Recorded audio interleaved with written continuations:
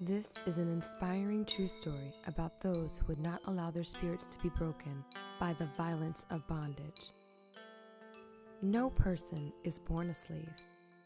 They are put in bondage by another. Here is the graveyard of the Upper Dublin Friends Meeting in Maple Glen, Pennsylvania.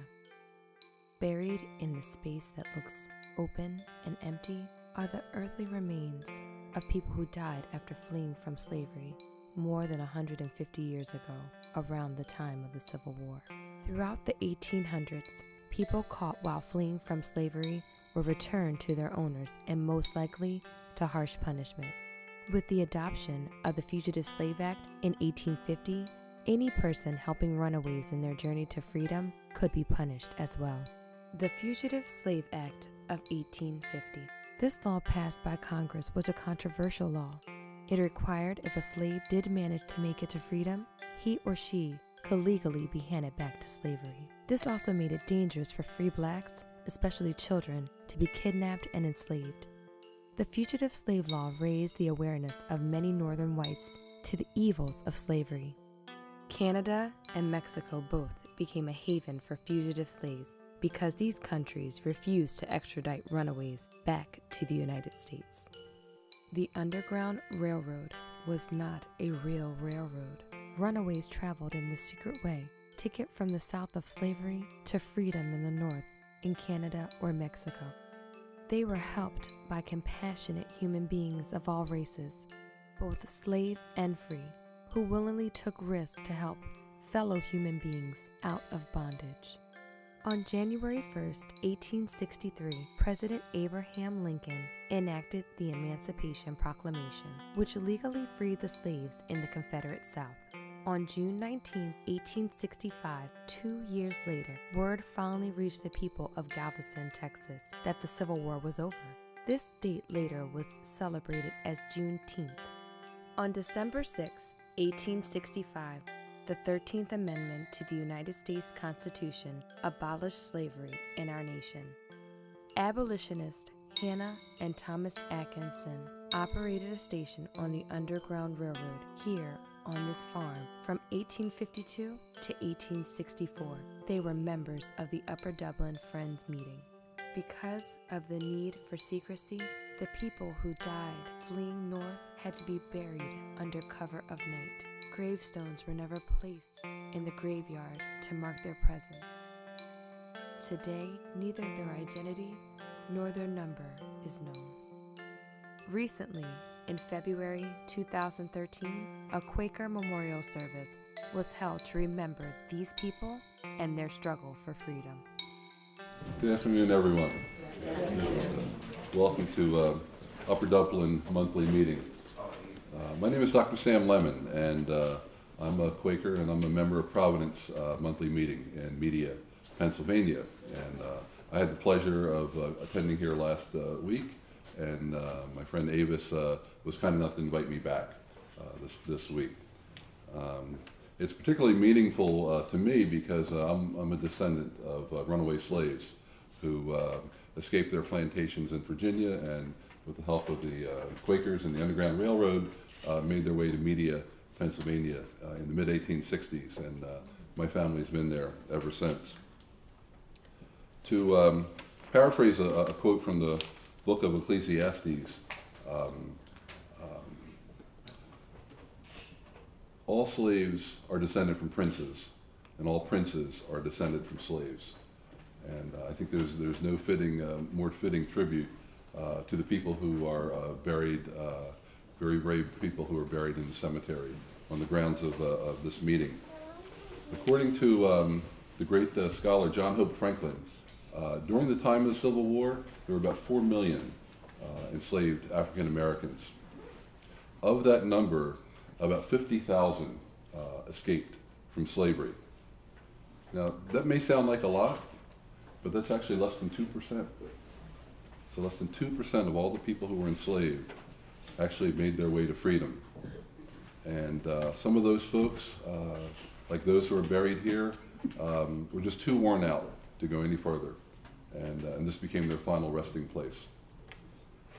And it's really an honor for me not only to be here, but to introduce Avis Wanda McClinton, without whose efforts and the help of other friends, these folks here would not have been remembered. Some people been in the cemetery for 150 years, and nobody didn't never think they was important. You know, they know it was there. And so I became a member in 2010, and somebody just happened to say, you know, some runaway slaves buried back there, and they didn't realize how historically significant it was, right? And so it just kept bugging me and bugging me and bugging me. And some people say, why do it? I'm saying, I'm tired of God telling me you have to do something. You have to make it known to people that they are there. And so I just wanted to have this memorial service as to say thank you and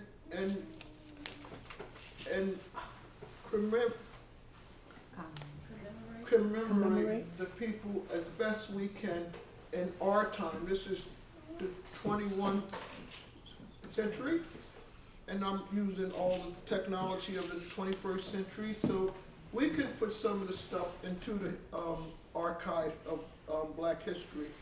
I would like to introduce Robin Young. She's a historian, and she helped me to get we put the application in for the historical markers. Just the blue things that be on the street. Well, I would want one out there to tell them that they're here. You know, make people know that it's here. And out there is nothing, ain't no headstone or nothing to say this is where our people are. And so I wanted to get us together and say, let's do something about this. Let's honor our ancestors. For the young ones, when I started this, I said I wanted to be every race and intergenerational, from old to young. And I'm so glad the kids came today, because I'm doing this for you. Because history is already made, we're making history now, but we want it for the future.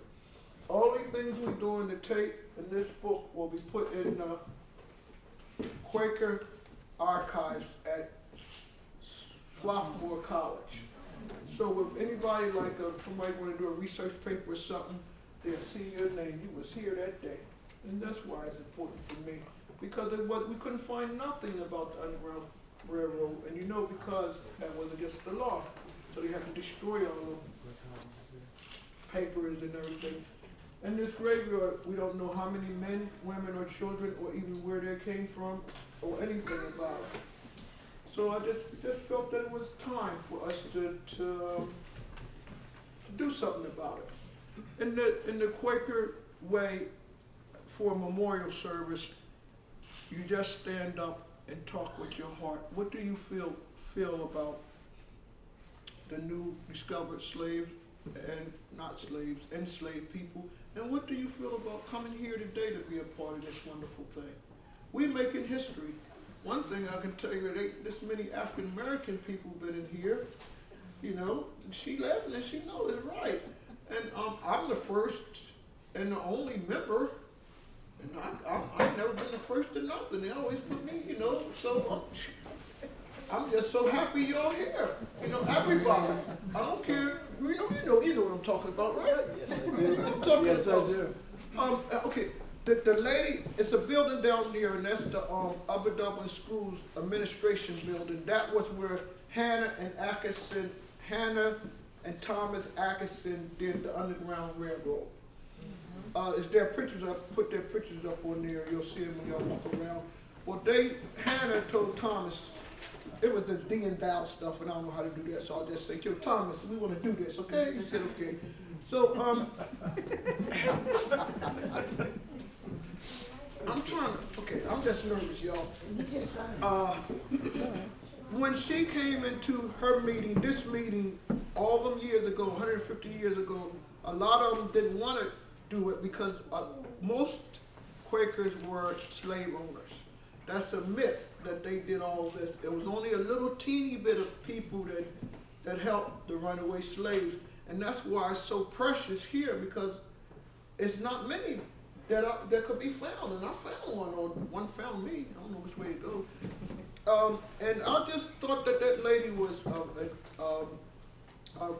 wonderful lady, or just big words, because she was like 4'2" in size 2, but she took on the world. She took on the United States, the federal government, by doing this, and she ran it for 12 years.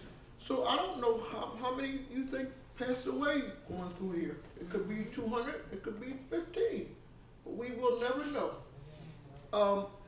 What really is the people at this meeting didn't think it was important enough to even do nothing. So I said, I'm going to do this. It took me 16 months to have y'all come here to prepare this place for y'all and to say goodbye. I would like, when y'all finish, that we would go out to the place where they at, and everybody, this what in my dreams, this what I had wanted, that everybody be silent. We go out there and we stand in the place that we know that they are, and we'll be standing for somebody. You don't have to say nothing, just stand there, and he's going to take one picture, and that'll say that we did something, and all that'll go in the archive to say we was here. This little light of mine, I'm gonna let it shine. This little light of mine, I'm gonna let it shine. This little light of mine, I'm gonna let it shine. Let it shine, let it shine, let it shine. Everywhere I go, I'm gonna let it shine. Everywhere I go, I'm gonna let it shine. Everywhere I go, I'm gonna let it shine. Let it shine, let it shine, let it shine. I'd like to say that I've been a friend of Ava's for over 30 years, and she has always done something for other people. In her own community of North Hills, she works in the soup kitchen. She has transported clothing to North Carolina, South Carolina, to help those who were in need over the years. She has worked in the Democratic Party. She has worked with children at the Upper Dublin Library and North Hills Library to establish books for those children living there. She's always doing something for somebody. And it is a great pleasure for me to be here today to help her to commemorate our ancestors who are buried in these grounds. I've been a resident of this community for over 32 years. My children have attended Upper Dublin High School and the lower schools. And never did anyone ever mention the fact that slaves were buried in this community. Right.